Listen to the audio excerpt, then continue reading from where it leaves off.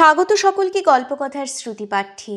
পাঠ চলছে উপন্যাসের অধ্যায় থেকে সতীনাথ ভাদুরী রচিত ঢোড়াই চরিত মানুষ। ঢোড়াই চরিত মানুষ থেকে এর পূর্বের পর্বে পঞ্চায়েত কাণ্ডের প্রথম ভাগ পাঠ সম্পূর্ণ হয়ে গেছে। আজকের পর্বে পঞ্চায়েত কাণ্ড থেকে এর পরবর্তী অংশটুকু আপনাদেরকে পাঠ করে শোনানো হবে। তবে প্রিয় শ্রোতা বন্ধুগণ, আর দেরি না করে আজকের পর্বের পাঠ শুরু করা যাক। সতীনাথ ভাদুরী রচিত উপন্যাস ঢোড়াই চরিত মানুষ, পঞ্চায়েত কাণ্ড। দুঃখিয়ার মার বিলাপ ও প্রার্থনা। আগে আগে চলেছে বড়রা, মহাতো, নায়েব চারজন আর ছড়িদার। এর পেছনে আছে ছেলে বুড়ো সকলে। এরা সব এতক্ষণ ছিল কোথায়? বোধহয় মাহাতোর বাড়ির আশেপাশে সবাই জড়ো হয়েছিল সেই জল বৃষ্টির মধ্যেও আজকের পঞ্চায়েতের জমজমাট তামাশা দেখবার জন্য। জলকাদা ব্যাংকাটা মারিয়ে অধুলঙ্গ বীরের দল নৈশ অভিযানে বেরিয়েছে। তাদের যাত্রাভিমানে আঘাত লেগেছে। অন্ধকারী সরু পথের উপর আন্দাজে পা ফেলে চলেছে সকলে। পায়ের নিচের চটকানো কেঁচোগুলো থেকে আলোর আভাস ফুটে বেরোচ্ছে। গুগলি শামুক গুঁড়ো হয়ে যাচ্ছে খড়মড় করে। খ্যাপা শেয়ালের মতো তারা হন্যে হয়ে ছুটেছে। কোনো কাণ্ডজ্ঞান নেই তাদের এখন। যেমন করে হোক তাদের জাতের এই অপমানের একটা প্রতিকার তারা করবে। পাড়ার মেয়েরাও একে একে ধনুয়া মাহাতোর সদ্য খালি করা এক চালাটিতে এসে জড়ো হয়। বাইরে অন্ধকারে কিছু দেখা যায় না, তবু সকলে ভিজে কাপড় নিংড়োতে নিংড়োতে বাইরে কি যেন দেখতে চেষ্টা করে। সকলেই একসঙ্গে কথা বলতে চায়। মুখে কারো ভয় ডর মায়া মমতার ছায়াও নেই। আছে কেবল অভিযানের নিশ্চিত সাফল্যের জন্য উল্লাস, আর কয়েকটা অনিশ্চিত মজার খবরের জন্য কৌতূহল। ওই একরত্তি ছোঁড়ার এই কাণ্ড! অসীম উৎসাহের সঙ্গে গুদারের মা আজকের পঞ্চায়েতের সম্পূর্ণ কার্যবিবরণী অন্য সকলকে বোঝাতে চেষ্টা করে। কুপির আলোয় তার মুখ স্পষ্ট দেখা যাচ্ছে না। কে তার কথা শুনছে? তাদের মধ্যে এত উত্তেজনা বোধ হয় এক কেবল ধাঙরটুলিতে আগুন লাগার সময় ছাড়া আর কখনো হয়নি। বাসুয়া, নাল্লু, তেতর এই তিন নায়েবের স্ত্রীরাও মাহাতোগিন্নির চেয়ে গৌরবের অংশীদার হিসাবে কম বলে মনে করে না নিজেদের। তারাও সমস্বরে চিৎকার করছে। পাষণ্ড দলনে বীরেরা বেরিয়েছেন। বীর জায়ারা যাত্রার আগে কপালে জয়তিলক কেটে দিতে পারেননি, সেইটা পুষিয়ে নিচ্ছেন চেঁচামেচি গালাগালির মধ্যে দিয়ে। কেবল দুঃখিয়ার মা এদের মধ্যে নেই। সে ভয়ে কাঠ হয়ে গিয়েছে। দুঃখিয়াটা চাটাইয়ের উপর একটা কচি বাতাবি লেবু নিয়ে খেলতে খেলতে কখন ঘুমিয়ে পড়েছে। আজ রান্নাবাড়ি করার মতো মনের অবস্থা দুঃখিয়ার মার নেই। সন্ধ্যায় বাবুলাল বাড়ি থেকে বেরোবার পর থেকেই তার মাথায় আকাশ ভেঙে পড়েছে। সে কান পেতে দোরগোড়ায় দাঁড়িয়েছিল, যদি কোনো চেঁচামেচি শোনা যায়। পঞ্চায়েতই কখনো বিনা হট্টগোলে শেষ হয় না। কেন মরতে গিয়েছিল সে কাল তালের বরফি নিয়ে ছোঁড়াটার জন্য? সেই থেকে তো এত কাণ্ড। কাল গোসাই থানে না গেলে আজ হয়তো ছেলেটা এ কাণ্ড করতো না। চিরকাল বদরাগী ঢোড়াইটা, সেই যখন কোলে তখন থেকেই। কিন্তু রাগেরও তো একটা সীমা আছে। বলতে গেলাম ভালো কথা, বাওয়ার ঢোড়াই দুজনেই মানে করে নিল উল্টো। মাহাতো নায়েবরা, বিশেষ করে চাপরাশি সাহেব, আজ আর ওই একরত্তি ছেলেটাকে আস্ত রাখবে না, দেবে হাড়গোড় ভেঙে। চাপরাশি সাহেব কোনোদিন ছেলেটাকে দেখতে পারে না। পঞ্চায়েতের চেঁচামেচি মাহাতোর বাড়ি থেকে এত দূর পৌঁছয় না। কেবল বৃষ্টির একটানা রিমঝিম শব্দ শোনা যায়। টপ টপ করে চালের ছাঁচতলা থেকে জল পড়ছে তার সম্মুখে। জলের ফোঁটা পড়েই একটা একটা টুপির মতো হয়ে যাচ্ছে। একটা নেপালি ফৌজ চাপরাশি সাহেবকে একটা টুপি দিয়েছিল। সে তার পেনশনের টাকা তুলতে পারছিল না সরকারি অফিস থেকে। বাবুলাল টাকায় 4 আনা করে নিয়ে টাকাটা তুলে দিতে সাহায্য করে, তাই সে বাবুলালকে দিয়েছিল পুরনো টুপিটা।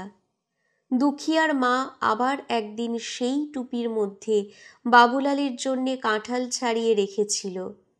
কি মারি না মেরেছিল সেদিন বাবুলাল দুখিয়ার মাকে। আবার চাপরাশির বউ হতে শখ যায়। থাক তুই তাতমানি। বাবুলালের উপর বৃতৃষ্ণায় তার মন ভরে ওঠে। ঢোড়াইয়ের কথা মনে করে, তার চোখ দিয়ে জল গড়িয়ে পড়ে। নিচে জলের ফোঁটা পড়ে, টুপি হচ্ছে কি না সেদিকে আর খেয়াল থাকে না। খেয়াল থাকলেও ঝাপসা চোখে তখন দেখতে পেত না। এইবার একটা হট্টগোল শোনা যাচ্ছে। তারা বোধহয় পঞ্চায়েতিতে ঢোড়াইকে মারছে। রামজি, গোসাইজি, তোমার থানের ধুলোবালি মেখে ছেলেটা এত বড় হয়েছে, দোষ করে ফেলেছে বলে তাকে পায়ে ঠেলো না। ছোড়াটা হয়তো এখন চিৎকার করে কাঁদছে। না কাঁদবে কেন? ঢোড়াইকে তো কেউ কোনোদিন কাঁদতে দেখেনি। হট্টগোল যেন দূরে সরে যাচ্ছে, বোধহয় গোসাই থানের দিকে। এ আবার পঞ্চরা কি ফায়সালা করলো? বাবা কি আবার কিছু করবে না তো? হয়তো ঢোড়াইকে এত মেরেছে যে তার চলবার ফিরবার ক্ষমতা নেই, নাক মুখ দিয়ে রক্ত বেরিয়ে বেহুশ হয়ে গিয়েছে। তাই বোধহয় সকলে মিলে ধরাধরি করে তাকে বউকা বাবার কাছে পৌঁছতে যাচ্ছে। চেঁচামেচির আওয়াজ বাড়তে থাকে, বৃষ্টিরও বিরাম নেই। না হলে হয়তো কথাবার্তা কিছুটা শোনা যেত। ঝাঁপের সম্মুখে কুপির আলো পড়ে বৃষ্টির ধারা সাদাটে রঙের দেখাচ্ছিল, চোখের জলে তাও ঝাপসা হয়ে গেল। মাইয়া গো, তোর চুলে বাওয়ার জটার মতো গন্ধ নেই কেন? দূরে থেকে আপিস ফেরত বাবুলালকে দেখে ধুলো কাদা মাখা ছেলেটা রাংচিতের বেড়ার মধ্যে দিয়ে পালাচ্ছে চোরের মতো। হঠাৎ পায়ের শব্দ হয়। ছপ ছপ কাদার মধ্যে দিয়ে কে যেন এদিকে আসছে। হাঁপাতে হাঁপাতে বাবুলাল এসে ঘরে ঢোকে। সে কোন ধাক্কা দিয়ে দুখিয়ার মাকে দোরগোড়া থেকে সরিয়ে দেয়। তার সর্বাঙ্গ দিয়ে জলের স্রোত বইছে। উনুনের পাড় থেকে কুপিটা উঠিয়ে সে ঘরের কোণার দিকে এগিয়ে যায়। আর একটু হলে ঘুমন্ত দুখিয়াকে মারিয়ে ফেলেছিল আর কি। সবুজ আর গোলাপি রঙে রাঙানো বেড়া ঘাসের কাঁটাটির ভেতর থেকে বাবুলাল টেনে বের করে পেট্রোলের শিশিটা। যত্ন করে তুলে রাখা কাজল লতাটা কাঁটা থেকে দূরে ছিটকে পড়ে। বাইরের দমকা হাওয়ার মতো বাবুলাল আবার বেরিয়ে পড়ে জলের মধ্যে।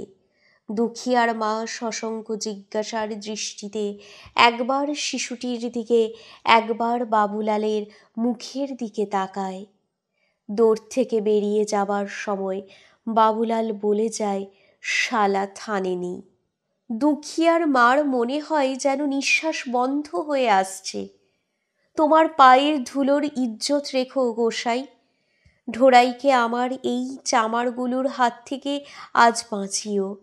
বাবার মতো ভকত যাকে আগলে থাকে 24 ঘন্টা, তাকে এই বাবুলাল, তেতর, নাল্লু, বাসুয়া কি করতে পারে? বিশ্বাস নেই বাবুলাল চাপরাশিকে। ও আগের জন্মের সুকৃতের ফলে সব কাটিয়ে উঠতে পারে, এ বিশ্বাস দুখিয়ার মার আছে। তার উপর পঞ্চয়ের রায়, 10-এর ফায়সালা। তার তাকাত গোসাই আর রামজির তাকাতের সমান। পিপার অর্থাৎ অশ্বত্থ গাছের আওতায় মানুষ হয়ে ছেলেটা কি করে পঞ্চয়ের কথার খেলাপ যেতে পারল? ওর ঘাড়ে এখন শয়তান সবার হয়েছে। নিশ্চয়ই ধাগরটুলির আকলুর মা কিংবা লম্বি গোয়ারিনের মতো কোনো ডাইন জানা মেয়ে মানুষ ওর উপর চক্কর দিয়েছে। তা না হলে কি এখনো কেউ এমন করতে পারে? কত পাপই না আমি করেছি গোসাই তোমার কাছে। পেট্রোলের শিশি নিয়ে বাবুলাল আবার এখন কি করতে গেল? দুখিয়ার মা কিছু ভেবে ঠিক করে উঠতে পারে না। কি একটা পোড়া গন্ধ না? ঠিকই তো, ধোঁয়ার গন্ধ। বর্ষার ধোঁয়া উঁচুতে ওঠে না, মেঝেতে পড়া কেরোসিন তেলের মতো চারিদিকে ছড়িয়ে পড়ে। ধোঁয়ায় চারিদিক ভরে যায়, দম বন্ধ হয়ে আসে। বাইরের দিকে তাকিয়ে দেখতেও ভয় হয়। কি জানি আবার কি দেখব। বৃষ্টি ধরে এসেছে, ঘন আধার ভেদ করে থানের দিকে আকাশে উগ্র লাল আলোর ঝলক লেগেছে। বাওয়া ও ঢোড়াইয়ের অগ্নি পরীক্ষা। ঢোড়াইকে গোসাই থানে না পাওয়ায় তাতমা ফৌজের দল প্রথমটা কি করবে ভেবে পায় না। শালা এত রাতেও বাড়ি ফেরেনি। এই ঝড় বৃষ্টির দিনেও শয়তানি করে নিশ্চয়ই ধাঙরটুলিতে বসে আছে তাতমাদের বেইজ্জত করার জন্য। ওই ধাঙর আর মুসলমানদের বাড়ির ভাত খাওয়াটুকুই বাকি ছিল, তা সে সবটুকুও মিটিয়ে নেয়। খেয়ে নিস তার সঙ্গে মুরগির আন্ডা। ওটাকে হাতের কাছে এখন পেলে যেমন ধাঙররা শুয়োর মারে, এই তেমনি করে কয়েকজন বাবাকে ঘরের ভিতর থেকে টেনে বার করে। সে কোনো বাধা দেয় না। বাবার দস্যি মন এই রকমই একটা কিছুর আশা করছিল, কিন্তু এত উত্তেজিত হওয়া সত্ত্বেও বাবাকে মারপিট করতে তাদের সাহস হয় না। তাকে কাদার মধ্যে টেনে এনে ফেলা হয়। তারপর চলে জেরা। কোথায় আছে ঢোড়াই বল, কোথায় পাঠিয়ে দিয়েছিস? শুকরা ধাঙরদের বাড়ি, নখে বেলদারের বাড়ি, কোথায় লুকিয়ে আছে বল? পাক্কির গাছতলায়? বাবার ঘাড় নেড়ে জবাব দেবার কথা, কিন্তু সে নির্বিকারভাবে পিটপিট করে তাকায় কিংবা কি ইশারা করে বলে। অন্ধকারের মধ্যে বোঝা যায় না, আঙুল দিয়ে দেখিয়ে দিতে পারে না কোন দিকে গিয়েছে। দে ওই জটাটায় আগুন লাগিয়ে। হ্যাঁ বলেছিস ঠিক, মাথার চাঁদিতে একটু গরম লাগলেই পেটের কথা বেরোবে। এই যে বাবুলাল পেট্রোলের শিশি আর দেশলাই নিয়ে এসেছে। বাবার ভিজে চালাটিকে জ্বালাবার পর এই পাগলের দলের আক্রোশ একটু কমে আসে। মাহাতো নায়েবরা বুদ্ধিমান, তারা বুঝতে পারে যে যতটা করা উচিত ছিল তার চাইতে একটু বেশি করা হয়ে গিয়েছে। বাবুলালের ভয় হয় যে সেই পেট্রোলের শিশি এনেছিল। এক এক করে তারা সরে পড়ে। বাকি সকলে গোসাই থানে নানা রকম গালগল্প আরম্ভ করে। আলবৎ বটে, পেট্রোলের ধক, তা না হলে কি আর এদিকে হাওয়া গাড়ি চলে? মাদারঘাটের বুড়ি মদিয়াইন সেবার শীতকালে গেটে বাতের ব্যথায় মরমর হয়েছিল। ড্রাইভার সাহেব তাকে দিয়েছিল একটু পেট্রোল। শীতে জুবুজুবু হয়ে পায়ে পেট্রোল ঢেলে যেই ঘুরের আগুনের উপর পা তুলে ধরেছে, অমনি গিয়েছে পায়ে আগুন লেগে, চামড়া টামড়া জ্বলছে একাক্কার। তুই যে আবার সেই শাঁকরেলের গল্প আরম্ভ করলি। এখানে শাঁকরেলের গল্প বলতে বোঝানো হয়েছে এক শ্রেণীর পেতনির নাম। খবরদার, মুখ সামলে কথা বলবি। আমি বলছি মিছে কথা? বাসুয়া নায়েবকে জিজ্ঞেস কর মুদি আইনের কথা সত্যি কিনা। এই বাসুয়া! বাসুয়াকে খুঁজে পাওয়া যায় না। সকলে তাকিয়ে দেখে যে মাহাতো নায়েবরা নাই। বহু দূর থেকে হেঁপো তেতরের কাশির শব্দ শুনতে পাওয়া যায়। তাতমা সুলভ ভয় ও নিজের প্রাণটা বাঁচানোর প্রয়াস সকলকে পেয়ে বসে। এক এক করে দলটা ছত্রভঙ্গ হয়ে যায়। প্রেতের দলের মধ্যে থেকে কেবলমাত্র একজন থেকে যায়, রতিয়া ছড়িদার। অর্থাৎ তার কাজ পঞ্চায়েতের নোটিশ, বাদী বিবাদী, সাক্ষী নায়েব সকলকে জানানো, জরিমানার টাকা আদায় করা ইত্যাদি। আসলে কিন্তু সে মাতব্বরদের ঘুষের দালালি করে। বাওয়া তার সম্মুখে মাথায় হাত দিয়ে বসে আছে। ছাই আর আগুনের স্তূপের মধ্যে থেকে তখনও কুণ্ডলি পাকিয়ে ধোঁয়া বার হচ্ছে। রতিয়া বাবার কাছে ঘেঁষে বসে, হাতের লাঠিটা দিয়ে খানিকটা পোড়া খড় আর ছাই সরিয়ে দেয়। নিচে থেকে আধপোড়া হাঁড়ি কাঠটা বেরিয়ে আসে। এ কি, হাঁড়ি কাঠ পুড়ে গিয়েছে? কৃত পাপের ভার তার বুকের উপর চেপে বসে। সকলে চলে গেলেও সে থেকে গিয়েছিল বাবার কাছে একটা প্রস্তাব আনবার জন্য। ভিক্ষের জমানো পয়সা যদি কিছু থাকে তাই দিয়ে পঞ্চদের ঠান্ডা করার চেষ্টা করা উচিত। এই সোজা কথাটা বাবার মাথায় ঢুকানোর জন্য সে কাছে ঘেঁষে বসেছিল। কিন্তু হাঁড়ি কাঠ পুড়ে গিয়েছে পাপের গ্লানিতে, আর রেবনগুনির ভয়ে তার বুক দুরদুর করে। এই হাঁড়ি কাঠের পাশেই সর্বাঙ্গে রক্তমাখা রেবনগুনির উপর প্রতি বছর গোসাই ভর করেন। ভয়ে ছড়িদার ঘেমে ওঠে। বাওয়ার পা জড়িয়ে ধরতে পারলে হয়তো কিছুটা পাপের বোঝা কমত। ঝোঁকের মাথায় একই কাণ্ড করে বসেছে সকলে। রেবনগুনি তো সবই জানতে পারে। এই হাঁড়ি কাঠ জ্বালানোর কথা সে নিশ্চয়ই জেনে গিয়েছে। এখন তার সব রাগ কার ওপর পড়বে, সেইটাই হলো কথা। আগুন আর ধোঁয়ায় উদ্ভ্রান্ত পাখিগুলো অশ্বত্থ গাছের উপর এখনো শান্ত হতে পারেনি। অশ্বত্থ গাছের ঝলসানো পাতাগুলো ধোঁয়ায় কাঁপছে। এমন সময় দূরে চেঁচামেচি শোনা যায়। সাপের ভয়ে হাততালি দিতে দিতে কারা যেন আসছে। কি হয়েছে রে? আগুন কিসের? বাবা কোথায়? ধাঙড়দের দল আগুন দেখে এসে পড়েছে। ঢোড়াই দৌড়ে গিয়ে বাবার পাশে বসে। সে সমস্ত ঘটনাটা আন্দাজ করে নিয়েছে মুহূর্তের মধ্যে। বাবার কাদামাখা হাতখানা নিজেদের মুঠোর মধ্যে নেয়। কেউ কোনো কথা বলে না। বাবা ফুঁপিয়ে ফুঁপিয়ে কাঁদে। ঢোড়াই জীবনে কাঁদেনি বলেই নিজেকে সামলে নিতে পারে। সব ধাঙড়রা তাদের গোল হয়ে ঘিরে বসে। রতিয়া ছড়িদার পালাবার পথ পায় না। শনিচড়া উঠে তার দু হাত চেপে ধরেছে। বল, কে কে ছিল? রকচটা বেড়াল রাগের জ্বালায় খুঁটি আঁচড়ায়। এ হয়েছে তাই। মুনিয়া পাখির মতো ফুরুত ফুরুত করছিস কেন? বেশি নড়াচড়া করেছিস কি দেব ফেলে ওই আগুনের ভিতর? বিরসা বলে, পঞ্চায়েতের ভোজের ফায়সলা করতে এসেছিলে নাকি বাবার কাছে?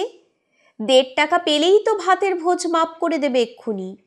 এতোয়ারি বলে, বাজে কথা যেতে দে। বল, কে কে ছিল? আগুন লাগিয়েছে কে? বাবাকে মেরেছিস নাকি? বাবা, তুমিই বলো না। বাবা মাথা নেড়ে বলে যে না, কেউ তাকে মারেনি। ঢোড়াই বাবার গায়ে হাত দিয়ে দেখে কোনো মারের দাগ আছে কিনা। সারা গা একেবারে ছড়ে গিয়েছে। চামার চণ্ডালের দল। ঢোড়াইয়ের চোখ দিয়ে আগুন বেরোচ্ছে। তারই জন্য বাবাকে এই জুলুম সহ্য করতে হয়েছে। শনিচড়া রতিয়ার ছড়িদারের চুলের গোছা ধরে বলে, সব সত্যি কথা বল, তা না হলে তোকে আজকে এইখানে আতপোড়া হাঁড়ি কাঠে বলি দেব। এখনো বললি না? দাঁড়া, তোর ছড়িদারগিরি ঘোচাচ্ছি। ছড়িদার ভয়ে ভয়ে সম্পূর্ণ ঘটনাটি বলে। শনিচড়া আর বিশ্বার রক্ত গরম হয়ে ওঠে সব শুনে। দাঁড়া, ধনু আর মাহাতুগিরি আর বাবুলালের চাপরাশিগিরি বের করছি। চললাম থানায়। এতোয়ারি আর শুকরা তাদের থানায় যেতে বারণ করে। জানিস না, দারোগা পুলিশের ব্যাপার। মাথা গরম করিস না। গর্তে খুঁড়ে সজারু বের করতে গিয়ে শেষকালে গোখরো সাপ বেরিয়ে যাবে। পালানোর পথ পাবি না তখন। বুড়ো হাতির কথা শোন। আমার বাবা আমাকে বলে গিয়েছিল কোনোদিন বুড়ো আঙুলের ছাপ দিস না।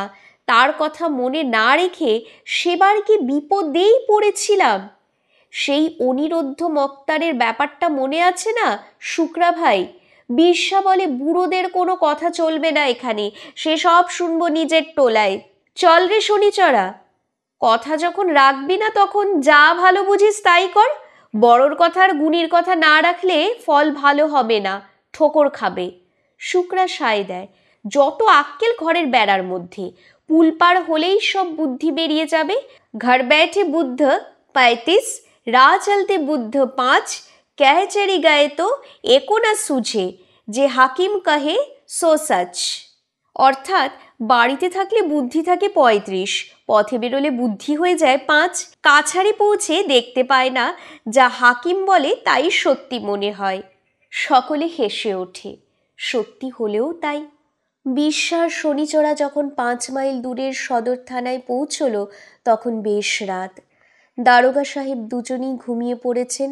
বহু ডাকাডাকির পর ছোট দারোগা সাহেবের ঘুম ভাঙা চোখ রগড়াতে রগড়াতে উঠে তিনি কনস্টেবলকে জিজ্ঞাসা করেন, কেমন শ্বশুর আবার এত রাতে জ্বালাতন করতে এসেছে?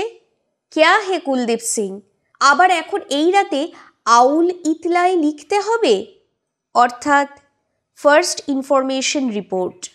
কুলদীপ সিং বেশ করে শ্বশুরাটাকে একটু পেটাতো, অর্থাৎ বেটা মিছে কথা বলতে এসেছে নিশ্চয়ই। শনিচড়া ঊর্ধ্বশ্বাসে পালিয়ে প্রাণ বাঁচায়। বিশ্বা থানার কম্পাউন্ডে ঢোকেই নি। থানা পর্যন্ত আসবার পর দারোগার নামে তার ভয় ভয় করে। শনিচড়ার হাজার টানাটানি সত্ত্বেও তার সাহসে কুলোয়নি।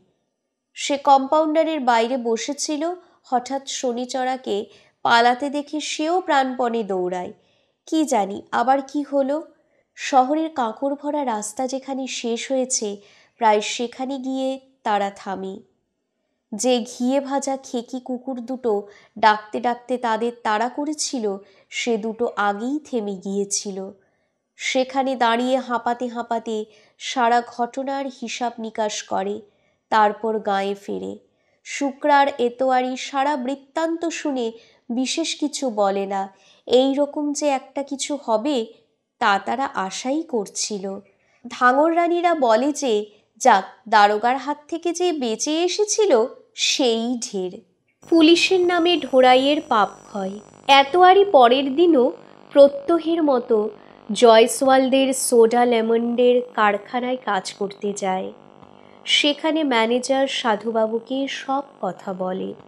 পুলিশ সাহেবের গাড়ি, সোডা আর তার আনুষাঙ্গিক পানীয়ের বোতলের জন্য জয়সওয়াল কোম্পানির দোকানে থামলে সাধুবাবা ইংরেজি মেশানো হিন্দিতে গত রাত্রের তাতমাটুলির ঘটনাটির কথা তাঁকে বলেন।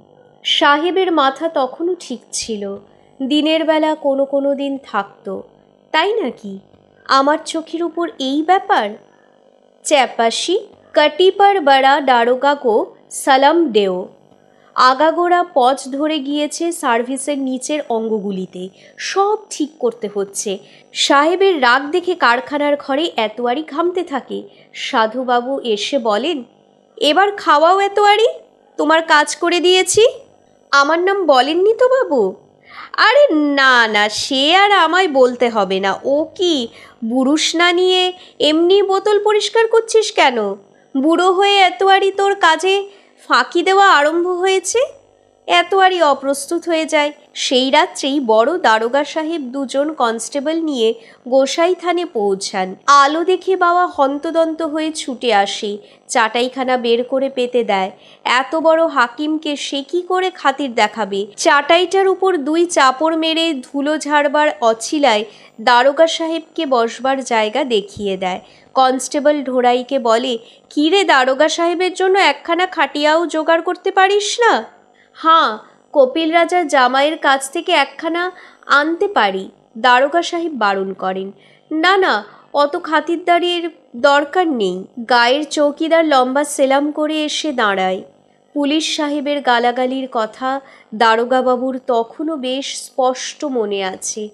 সার্ভিস বুককে কালো দাগ পড়বার ভয়ে সব এই নচ্ছার চৌকিদারটা খবর দেয়নি বলে।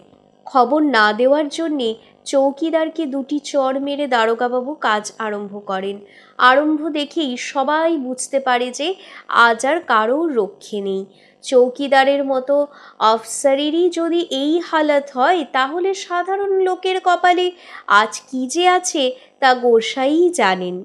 চৌকিদার যায় ধাঙরটুলি থেকে সকলকে ডাকতে, আর কনস্টেবলরা যায় তাতমাটুলি থেকে আসামিদের ধরে আনতে।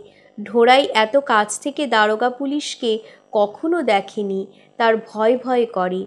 তাই চৌকিদারের সঙ্গে সঙ্গে ধাঙরটুলির পথ ধরে। ধাঙরটুলিতে হুলস্থুল পড়ে যায়। আজ আর কারো নিস্তার নেই। কাল রাতের ছোট দারোগার মারের হুমকির কথা শনিচড়া আর বিশ্বার মনে আছে। ছোট দারোগাতেই ওই কাণ্ড, এ তো আবার বড় দারোগা। বাপরে বাপ! পালা পালা, চল সব গাঁ ছেড়ে পালাই। গাঁয়ের ছেলে বুড়ো ঊর্ধ্বশ্বাসে অন্ধকারে পালাতে আরম্ভ করে। কলের জঙ্গলে পুলের নিচে বাঁশ ঝাড়ে। কেবল এতোয়ারি থেকে যায়। একজনও না গেলে দারোগা সাহেব চটবে। শুকরা পালায় সবার শেষে। সনবেটাকে ফেলে পালাতে শুকরার মন সরে না। আসবি নাকি ঢোড়াই? ঢোড়াইয়েরও ধাঙরদের সঙ্গে পালাতে ইচ্ছে করে। আবার ভাবে যে না, বড় দারোগা আবার বাবাকে কি না কি করবে, বাড়িতে দারোগা, এই বিপদের সময় বাবাকে দারোগার হাতে একলা ছেড়ে যাওয়া ঠিক হবে না। আর তার জন্যই তো এত কাণ্ড, না হলে এতে বাবার আর কি দোষ ছিল। যাওয়ার সময় শুকরা চৌকিদারের হাতে 4 আনা পয়সা গুঁজে দিয়ে যায়। এতোয়ারি আর চৌকিদারের সঙ্গে ঢোড়াই ফিরে আসে। পথে এতোয়ারির সঙ্গে চৌকিদারের ঠিক হয় যে সে যেন দারোগা সাহেবকে বলে যে ধাঙরিরা সকলে আজ ভোজ খেতে নীলগঞ্জ গিয়েছে, কেবল এতোয়ারি ছিল পাড়া পাহারা দেবার জন্য। সিকিটা ট্যাকে গুছতে গুছতে চৌকিদার ঢোড়াইকে বলে, তুই আবার যেন অন্য কিছু বলে টলে দিস না ছোড়া, বুঝলি? ধাঙরদের উপর চৌকিদারের এই অভাবনীয় করুণায় ঢোড়াইয়ের মন কৃতজ্ঞতায় ভরে ওঠে। সমবেত তাতমার দল সদলে এক বাক্যে বলে যে তারা কেউ কিছু জানে না। বাবুলাল পেট্রোল এনেছিল, সে ভেতর নায়েব আর ধনুয়া মাহাতো ঘরে আগুন লাগিয়েছে। কনস্টেবলরা বাবুলাল, ভেতর আর ধনুয়াকে গালাগালি দিতে দিতে সম্মুখে টেনে নিয়ে আসে। কোথায় গিয়েছে ভেতর নায়েবের কাল রাতের প্রতাপ? কোথায় গিয়েছে ধনুয়া মাহাতোর জিয়ল গাছে হেলান দিয়ে বসা ন্যায়াধীশের গুরুগাম্ভীর্য? কোথায় গিয়েছে চাপরাশি সাহেবের পদগৌরব? দারোগা পুলিশের হাতে বেইজ্জত হওয়ার প্রশ্নই ওঠে না। প্রশ্ন আপন আপন প্রাণ বাঁচাবার, হাকিমের হাত থেকে রক্ষা পাবার। বাবুলাল করুণ দৃষ্টিতে ঢোড়াইয়ের দিকে তাকায়। মাহাতো দেখে বাওয়ার দিকে। ত্রস্ত চাউনির ভিতর থেকে মিনতি আর কৃপাভিক্ষা ফুটে বেরোচ্ছে। ভেতর উদ্গত শ্লেষা গিলে দারোগা সাহেবের সম্মুখে কাশি চাপবার প্রাণপণ চেষ্টা করছে। আসন্ন বিপদের আশঙ্কায় আর কাশি চাপবার উৎকট প্রয়াসে তার চোখে জল এসে গিয়েছে। ঢোড়াইয়ের মনের ভিতর আগুন জ্বলছে, এইবার ঠেলা বোঝো। দেখে যা দুখিয়ার মা, যে চাপরাশি সাহেবের জন্যে তুই নিজেকে বাবু ভাইয়াদের বাড়ির মাইজি মনে করিস, দেখে যা তার দশা। দেখিয়ে যা তালের বরফি দারোগা সাহেবকে, পিট্রোলের শিশির মালকাইন। হঠাৎ ঢোড়াইয়ের বাবার সঙ্গে চোখাচোখি হয়ে যায়। বাবার মনের ভিতরটা সে পরিষ্কার দেখতে পায়। সে ঢোড়াইকে অনুরোধ করছে, আসামিদের বিরুদ্ধে কোনো কথা বলো না, যা হবার হয়ে গিয়েছে, জাতের লোকের সঙ্গে ঝগড়াঝাটি জিয়ে রাখা ঠিক নয়। দারোগা সাহেবের জেলা আর গালাগালির বিরাম নেই। সব কটাকে জেলে পাঠাবো, সব কটার উপর 436 দফা চালাবো, অর্থাৎ ফৌজদারি আইনের 436 ধারার মোকদ্দমা। সমস্ত গাটাকে পিষে এক্কেবারে ছাতু ছাতু করে দেব। মুনেসওয়ারার সিং দারোগাকে চেনো না তাই? হিঁদু হয়ে থানের ইজ্জত রাখো না? মুসলমান হলেও না হয় কথা ছিল, তারা সব করতে পারে। সব আসামিই বলে যে তারা হুজুরের কাছে মিথ্যা বলবে না। হুজুর মা বাপ, আকাশের চাঁদ আছেন, গোসাই আছেন, রামচন্দ্রজির রাজ্য চলছে, হাতের 5 আঙ্গুল সমান নয়। তাদের মধ্যে যে খারাপ লোক কেউ নেই তা বলছে না, তবে সরকারের নিমক্ষে সরকারের কাছে মিথ্যে বললে তাদের গায়ে যেন কুষ্ঠ হয়। তারা আগুন লাগিয়েছিল ঠিক। কেন? শয়তানের বাচ্চা কোথাকার। বাবুলাল সামলে নেয়। হুজুর বাওয়ার ওই চালাটার উপর একটা শকুন বসেছিল। শকুন বসা ঘর রাখতে নেই, তাতে পাড়ার অমঙ্গল, থানের অমঙ্গল, আর যে ওই ঘরে থাকবে তার তো কথাই নেই। এখানে একটা চামড়ার গুদাম আছে হুজুর, সেইটাই আমাদের জেরবার করলো, শকুন টকুন পাড়ায় এনে। সকলে প্রথমটায় অবাক হয়ে যায়। আসামি আর অন্য তাতমাদের ধরে প্রাণ আসে। এখন সব নির্ভর করছে বাবা আর ঢোড়াইয়ের উপর। এই বুঝি তারা সব মিথ্যে ফাঁস করে দেয়। দারোগা সাহেব বাবাকে জিজ্ঞাসা করেন যে এরা যা বলছে তা সত্যি কিনা। বাবা উত্তর দেয় না। সে প্রথম থেকে দারোগা সাহেবের সম্মুখে এই রকমভাবে বসে আছে, কোনো কথাই সাড়া দেয়নি। দারোগা ভাবেন লোকটা কেবল বোবা নয়, কালাও। আর সাধারণত তাই হয়। একবার যেন মনে হয়েছিল যে সে শুনতে পাচ্ছে, তাই না খটকা লেগেছিল দারোগা সাহেবের মনে? তুই বল ছোকরা, ঢোড়াইয়ের সব ঘুলিয়ে যায়। মুখ থেকে কথা বেরোতে চায় না, জিভ যেন জড়িয়ে আসছে। এত বিপদেও কি লোকে পড়ে? প্রাণপণ শক্তিতে সে কথা বলতে চেষ্টা করে। জোরে বল, ভয় করিস না, তুই এখানেই থাকিস নাকি? বাপকা নাম। এক নিঃশ্বাসে দারোগা সাহেব বলে যান। ঢোড়াই মাথা নেড়ে জানায় যে হ্যাঁ, সে এখানেই থাকে। এরা যা বলছে তা কি সত্যি? এতগুলো লোকের ভবিষ্যৎ এখন তার হাতে। একবার মাথা নাড়লে সে এখনই তার জাতের সেরা লোকটির পঞ্চগিরি ঘুচিয়ে দিতে পারে, জেলের হাওয়া খাইয়ে আনতে পারে, পুলিশকে দিয়ে মার খাইয়ে বেইজ্জত করাতেই পারে। তার মনও তাই চায়। এই পঞ্চায়েতের অত্যাচারের মাথাগুলোকে নিচু করাতে, এমন নিচু করাতে যাতে তারা আর কোনো দিন মাথা উঁচু করে বাবার সঙ্গে কথা বলতে না পারে, যাতে তারা ঢোড়াইকে আর তাচ্ছিল্যের চোখে না দেখতে পারে। কিন্তু বাবার চাহনির আদেশ সে অমান্য করতে পারে না। বাবা নীরবে তাকে বলছে যে জেলে ধরে নিয়ে গেলে এদের এখন ৩৬ জাতের ছোঁয়া ভাত খেতে হবে। কোথায় থাকবে তাতমা জাতের গৌরব? কোথায় থাকবে কৌনজি তন্ত্রিমা ছত্রীদের সুযশের সৌরভ? এতোয়ারি উসখুস করে। বয়সের অভিজ্ঞতায় সে বুঝতে পারে যে বাবা আর ঢোড়াই কেউই সত্যি কথা বলবে না। এতক্ষণ সে মনে মনে ভাবছিল যে গোফমোটা জেলারবাবু রবিবারে আসেন জয়সওয়াল কোম্পানিতে সওদা করতে। সাধুবাবুকে দিয়ে তাকে বলিয়ে বাবুলাল আর মাহাতোর হাতে বোনা একখানা শতরঞ্জি সে জেলখানা থেকে আনাবে, এনে একবার তার উপর বাবাকে বসাবে। তার জন্য যত খরচ হোক, অনিরুদ্ধ মোক্তারের কাছ থেকে কর্জ যদি নিতে হয় তাও স্বীকার। কিন্তু সব চৌপট করে দিল ওই ঢোড়াইটা। এখানে চৌপট বলতে মাটি করে দিল বোঝানো হয়েছে। সে বলে যে হ্যাঁ, বাবুলালের কথা সত্যি। কবে বসেছিল শকুন? কাল সকালে। মদ্দানা মাদি? ঢোড়াই ঢোক গেলে। 2 দিন পরে মোচ উঠবে। এখনো শকুনের মদ্দা মাদি চেনো না? বদমাস ছোকরা, অশ্বত্থ গাছে না বসে চালার উপর বসলো কেন শকুনটা? মিথ্যেবাদীর ঝাড় সব। ঢোড়াই এ প্রশ্নের জবাব দিতে পারে না। সে মনে মনে ভাবে এইবার বোধহয় দারোগা সাহেব তাকে মারবার জন্য উঠবেন। আর কেউ কিছু জানিস এ সম্বন্ধে?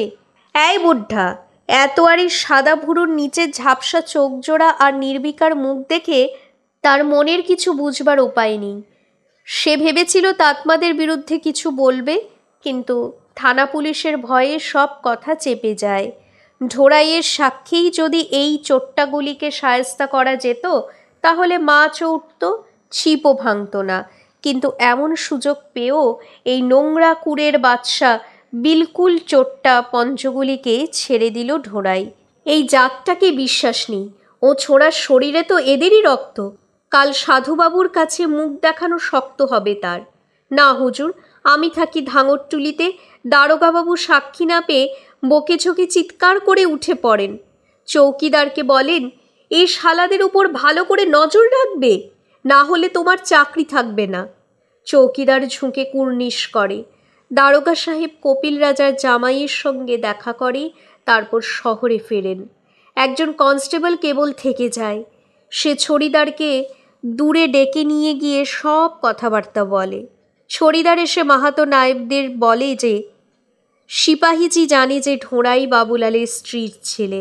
সব খবর পুলিশ রাখে। সে এক্ষুনি গিয়ে দারোগা সাহেবকে বলে দেবে যে এই জন্যেই ঢোড়াই বাবুলালের বিরুদ্ধে কিছু বলেনি। তারপরেই সব কটাকে জেলে পুরবে। পঞ্চরা চাঁদ করে কিছু কিছু দিয়ে ব্যাপারটা নিষ্পত্তি করে ফেলে সিপাহীজির সঙ্গে। এই পঞ্চায়েত কাণ্ডের বাকি অংশটুকু শুনতে হলে আমাদের চ্যানেল ফলো করুন। আর আমাদের চ্যানেল ফলো করতে হলে কি করতে হবে? আমাদের চ্যানেলটিকে অবশ্যই সাবস্ক্রাইব করতে হবে গল্পকথার শ্রুতিপাঠ্য, এবং পাশে দেওয়া বেল আইকনটি প্রেস করে অল নোটিফিকেশন অন করে দিতে একদম ভুলবেন না, যাতে আমাদের অডিও বুক আপলোড করার সাথে সাথেই আপনাদের কাছে ইনস্ট্যান্ট নোটিফিকেশন পৌঁছে যায়। ধন্যবাদ।